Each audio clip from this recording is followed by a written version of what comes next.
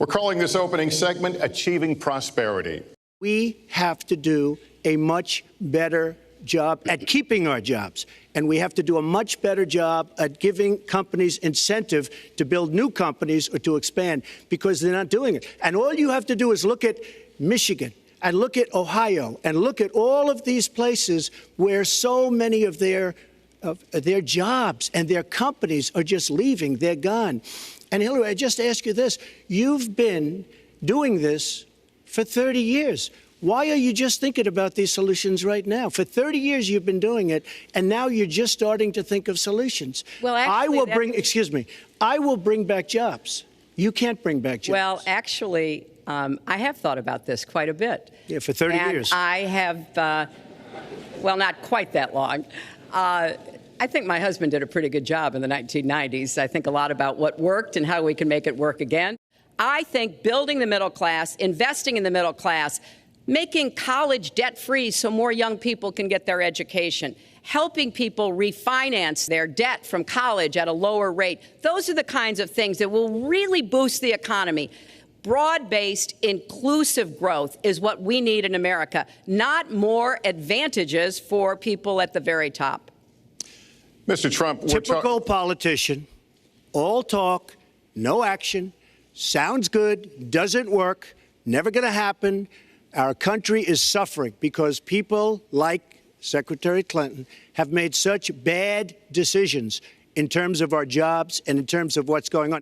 You have not released your tax returns, and the reason nominees have released their returns for decades is so that voters will know if their potential president owes money to, who he owes it to, and any business conflicts. Don't Americans have a right to know if there are any conflicts of interest? I don't mind releasing. I'm under a routine audit, and it'll be released. And as soon as the audit's finished, it'll be released.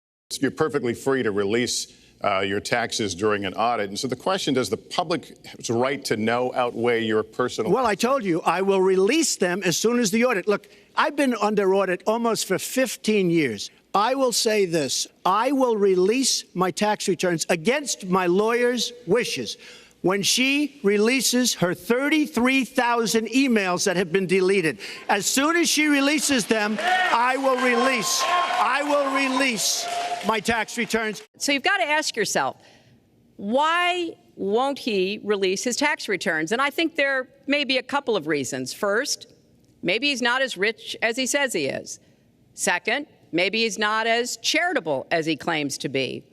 Third, we don't know all of his business dealings, but we have been told through investigative reporting that he owes about $650 million to Wall Street and foreign banks. Or maybe he doesn't want the American people, all of you watching tonight, to know that he's paid nothing in federal taxes, because the only years that anybody's ever seen were a couple of years when he had to turn them over to state authorities when he was trying to get a casino license, and they showed he didn't pay any federal income tax. So if he's paid zero, that means zero for troops, zero for vets, zero for schools or health. We're just opening up on Pennsylvania Avenue, right next to the White House. So if I don't get there one way, I'm going to get to Pennsylvania Avenue another. But we're opening the old post office under budget, ahead of schedule, saved tremendous money. I'm a year ahead of schedule. And that's what this country should be doing. We build roads and they cost 2 and 3 and 4 times what they're supposed to cost. We buy products for our military and they come in at costs that are so far above what they were supposed to be because we don't have people that know what they're doing. We move into our next segment talking about America's direction, and let's start by talking about race. The African-American community, look, the community within the inner cities has been so badly treated. They've been abused and used in order to get votes by Democrat politicians. You look at the inner cities, and I just left Detroit, and I just left Philadelphia, and I just, you've seen me. I've been all over the place. You decided to stay home, and that's okay. But I will tell you, I've been all over, and I've met some of the greatest people I'll ever meet within these communities, and they are very, very upset with what their politicians have told them and what their politicians have done. I think Donald just criticized me for preparing for this debate. And yes, I did. And you know what else I prepared for? I prepared to be president. And I think that's a good thing. Mr. Trump, you had supported the war in Iraq before the invasion. What makes your judgment? I did not support the war in Iraq. 2002. That is a mainstream media nonsense put out by her because she, frankly, I think the best person in her campaign is mainstream media. My question is, since you would you like to hear? Why is your war. Wait a minute. I was against the war in Iraq, just so you put it out. The record shows otherwise. The record does not show that. Why is your judgment The record shows that I'm right. I said it's a terrible and a stupid thing. It's going to destabilize the Middle East, and that's exactly what it's done. It's been a disaster. My reference was to what you had said in 2002, and my question was, why is your judgment any different than Mrs. Clinton? Well, I have much better judgment than she does. There's no question about that. I also have a much better temperament than she has, you know? And the worst part of what we've heard Donald say has been about nuclear weapons. He has said repeatedly that he didn't care if other nations got nuclear weapons, Japan, South Korea, even Saudi Arabia.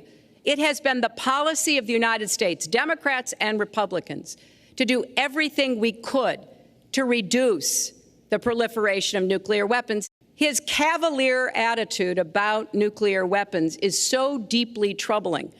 That is the #1 threat we face in the world, and it becomes particularly threatening if terrorists ever get their hands on any nuclear material.